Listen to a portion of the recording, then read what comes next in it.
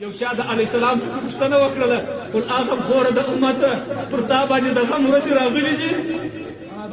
علیه السلام ورته وایي او پر ما باندې 4 ورځې د غم راغللې اوله هغه ورځ چې طائف ته ولاړلم خلکو ته مې تبلیغ کاوه رسول الله ورته وویل چې کلمه د لا اله الا الله ووایاست کافران راغلل ډبرې یې راواخیستلې کوچنیان یې راټول کړله رسول الله یې په ډبرو وویشتې د رسول الله تر بجلکو وینې راته شولې مبارک سر یې د خاورو ور ډک کړي په مبارکه ډبه کې خاورې بندې وې کافرانو چې اسلام شوی هغو په وینو ولړئ خاورې بیا پر پاشلې ریګ بیا پر پاشې چې طایف ته تللی و په ډبرو بیا ویشتی ساحر و مجنون بیا بلی جبرائیل امین ورته راغی ول حبیبه ولې داسې یې ول پرېږدئ چې په دغه خوږمن بدن خدای ما ویني جبرائیل امین ول حبیبه دا وینه دې راکړه چې زه وزر په ووهم پر پولیسیرات یې وګوړوم چې ستا امت به پر تېر سي رسول الله وژړله ول یا جبرائیل دا وینه زه رسول ساتم په آخرت چې مې الله راپورته کړي و خدای ته ښکاره کومه چې خدایه کفارو داسې وهلی یم داسې یې په وینو لړلی یم زه رسول یې داسې په وینو لړلی یم الهي د دغه وینو په شرف چې ستا د رسول وینې دي خدایه په عوض کې ګنهګاران امتیانه وبخښه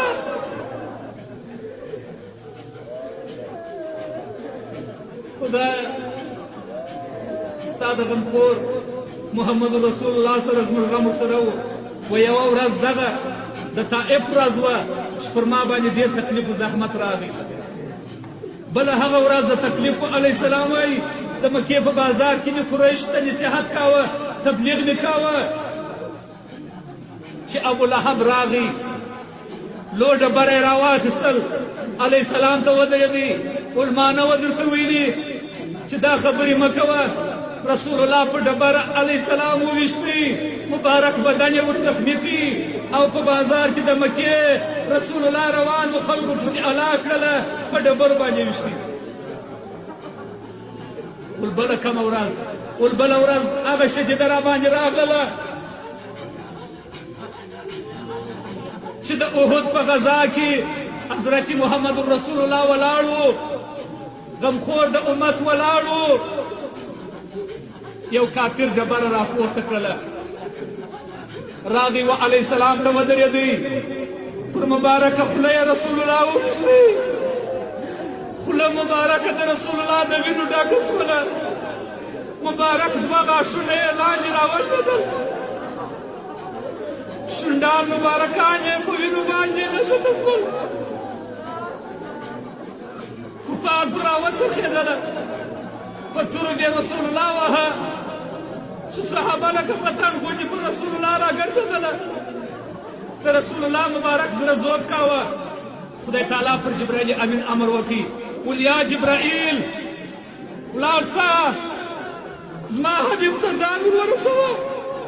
که زما د حبیب د خولې څخه یو څاڅکي وینه راشوه شول په ټوله دنیا کې به شونډوکې راشنه کړم یو صحابي وایي وایي د رسول الله مخ ته ومه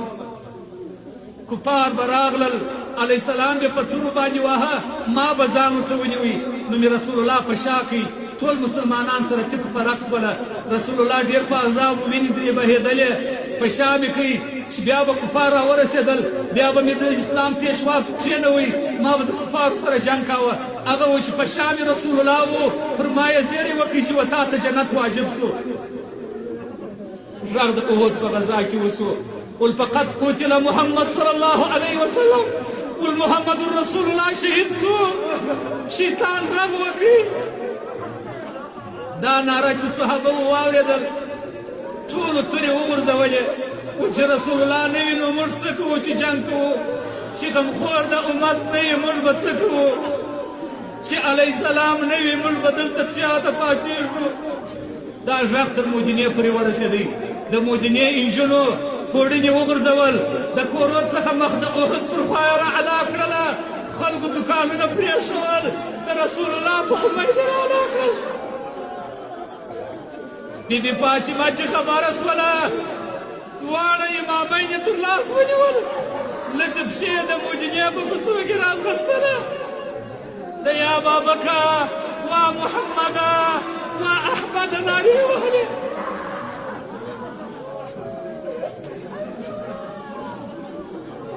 بیبي فاطمه زهرا د مدینې په کوڅو کې رایله سوې ده راځغلي امامین یې تر لاس نیولې دي د احد د غره پر خوا کله چې راغلل حضرت محمد رسول الله زخمی پروت دی خوله یې د وینو ډکه ده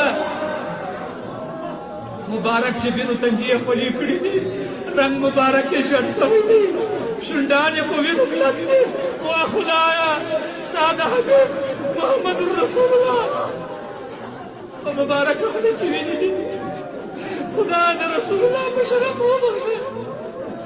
خدای د علیه السلام د دغه وینو په شرف وبخښه الهي زارۍ درته کوو التجا درته کوو خدای غفور رحیم خدایه د رسول الله د وینو په شرف علیه السلام پروت دی بیبي فاطمه ته زهرا راغله پر خپل بابکر پرېوتله خپل بابکر ولې داسې یې ولې داسې په وینو لړلې د رسول الله وینې نه درېدلې رسول الله پروت دی زخمو یې وینې کولې بیبي فاطمې خپل پوړنی څیرې کوي هغه یې وسوځوي د رسول الله په ټکو کې ورکښېښوي علیه السلام وایي د احد تر غذا بله شدیده ورځ نه ده راباندې راغلې دا یې درې څلرمه هغه ورځ وه چې جبرائیل امین راغی د رنګ بڼې یې تغییر خوړلی و چې هیڅ تصور یې نه کېدی او ډېر پریشان و سید العالمین غمخور د امت جبرائیله نن دې د پخوا څخه بل رقم وینم ظهیر را معلومیږي جبرائیل امین ورهو حبیبه دوزخو ته تللی و اوس ته دوزخ څخه راغلم نو علیه السلام جبرائیل ته یو څه بیان راته وکړه د دوزخو د عذاب جبرائیل امین د شپږو دوزخو بیان ورته وکړي پر اووم دوزخ چې راغی د جبرائیل امین 600,000 لانځ واخیستله تر سترګو یې اوښکې راتېر شولې ول یا رسول الله نه سوای درته ویلی ول ته راته ووایه ول یا حبیبه غمجنه بس یې ول ډېر بې طاقته شولم راته ووایه جبرائیل امین ول اوم دوزخ جهنم دی و دې ته به رب العزت ستا ګناهکار امت ور اچوي سبحان الله د رسول د خدای زړه بېهوشه سو